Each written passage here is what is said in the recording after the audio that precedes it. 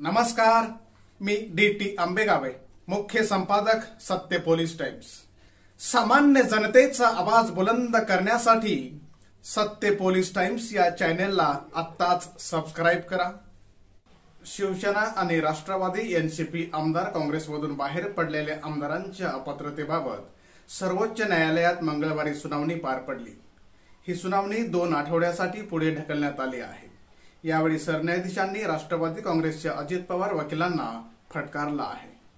विधानसभा अध्यक्ष राहुल नार्वेकर यांनी शिंदे गट आणि अजित पवार गटातील आमदारांना अपात्र ठरविलं नाही। त्या निर्णयाला आव्हान देत शिवसेना ठाकरे गट आणि राष्ट्रवादी शरदचंद्र पवार गटाने सर्वोच्च न्यायालयात 2 वेगवेगळ्या याचिका दाखल केल्या होत्या। त्यावर सरन्यायाधीश धनंजय चंद्रचूड, न्यायमूर्ती जे.बी. पारडीवाला आणि न्यायमूर्ती मनोज मिश्रा यांच्या खंडपीठापुढे आज सुनावणी पार पडली। राहुल नार्वेकरांनी दिलेल्या निर्णयाविरोधात ठाकरे गटाने याचिका दाखल केली होती। या प्रकरणी सर्वोच्च न्यायालयाने महत्त्वाची अपडेट दिली आहे। आमदार अपात्रतेबद्दलची सुनावणी 2 आठवडे पुढे ढकलण्यात आली आहे। आता यावर घटनातज्ञ उल्हास बापट यांनी प्रतिक्रिया दिली आहे। शरद पवार आणि उद्धव ठाकरे यांच्यावर थोड्या प्रमाणात अन्याय झाला आहे, असं मत उल्हास बापट यांनी मांडलं आहे।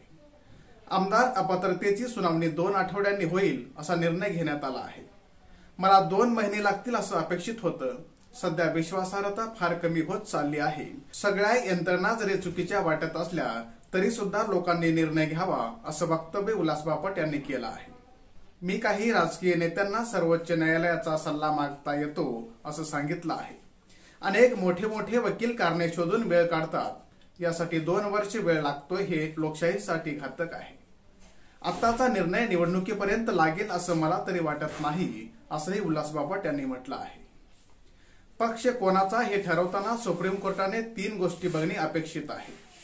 पक्षाची संघटनामध्ये बहुमत कोणाचे, पक्षाची राज्यघटना, आमदार कोणाचे, या 3 गोष्टीवर हा निर्णय घ्यायचा आहे, असंही उल्हास बापट यांनी म्हटलं आहे। सुप्रीम कोर्टात नेमकं काय घडलं? आज सर्वोच्च न्यायालयात शिवसेना आणि राष्ट्रवादी काँग्रेसच्या आमदार अपात्रता प्रकरणाची सुनावणी पार पडली। यावेळी सर्वोच्च न्यायालयाने या महिन्यात दोन्ही प्रकरणी सुनावणी होणार नाही असं आदेश या ठिकाणी दिला आहे। येत्या सप्टेंबर महिन्यातच पुन्हा नव्याने या प्रकरणाची सुनावणी पार पडेल असं सांगितलंय। आमदार अपात्रता प्रकरणासाठी लागणाऱ्या कागदपत्रांची पूर्तता शिवसेनेने केली आहे। राष्ट्रवादी अजित पवार गटाच्या वकिलांना कोर्टाने कागदपत्र जमा करण्यासाठी वेळ दिला होता, मात्र अजित पवार गटाकडून अद्याप त्या कागदपत्रांची पूर्तता करण्यात आलेली नाही। त्यातच अजित पवार गटाने कागदपत्रांची पूर्तता करण्यासाठी 2 आठवड्यांचा कालावधी वाढवून मागितला आहे। तसेच त्यांच्या वकिलांनी ही सुनावणी पुढे ढकलावी अशी विनंती केली होती। ही विनंती सर्वोच्च न्यायालयाने मान्य केली आहे। यानुसार शिवसेना आणि राष्ट्रवादी काँग्रेसच्या आमदार अपात्रता प्रकरणाची सुनावणी 2 आठवड्यांनी पार पडणार आहे। सरन्यायाधीश धनंजय चंद्रचूड म्हणाले, शिवसेनेची सर्व कागदपत्रे पूर्ण आहेत। राष्ट्रवादी अजित पवार गटाच्या वकिलांनी कागदपत्रे सादर करण्यासाठी अतिरिक्त वेळ मागितला आहे। त्यामुळे N.K. कौल यांच्या विनंतीनुसार 3 आठवड्यांचा वेळ राष्ट्रवादीला वाढवून दिला आहे। तसेच 2 आठवड्यात राष्ट्रवादीच्या मुख्य नोडेल वकिलांनी तयारी पूर्ण करावी। तुमचे मुख्य वकील कोण आहेत?